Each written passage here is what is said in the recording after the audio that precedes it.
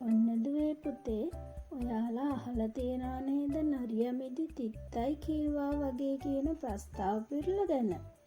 අද මම ඔයාලට කියලා දෙන්න යන්නේ අන්නේ ප්‍රස්තාව පිරල හැදුනේ කොහොමද කියලා.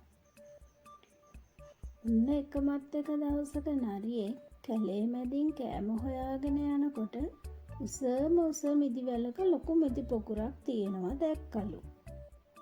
ඉතින් ඔන්න මේ මිදි පොකුර දැක්කට පස්සේ මේ නරිරාළගේ කටට කෙල උනන්න පටන් ගත්තලු.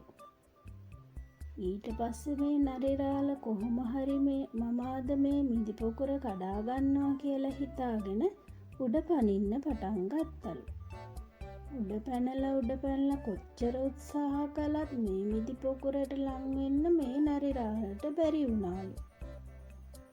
ඊට පස්සේ ඉතින් මේ නරිරාළට හොඳටම තරහ ගිහින් උඩ පැනලා මහන්සියටයි බඩගින්න වැඩිකමටයි මේ නරිරාළ බැරිම තැන උත්සාහය අත්හැරියලු.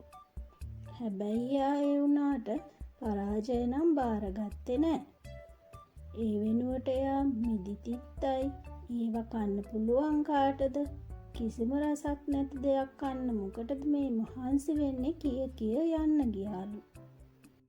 ඔන්න දුවේ පුතේ අන්න ඒ වගේ යමක් නිසියාකාරව කරගන්න බැරි වුණහම ඒ දේවල් වල අඩුපාඩු හොයන අය ගැන කතා කරනකොට අපි මෙන්න මේ ප්‍රස්තාව පිළිල යොදා ගන්නවා.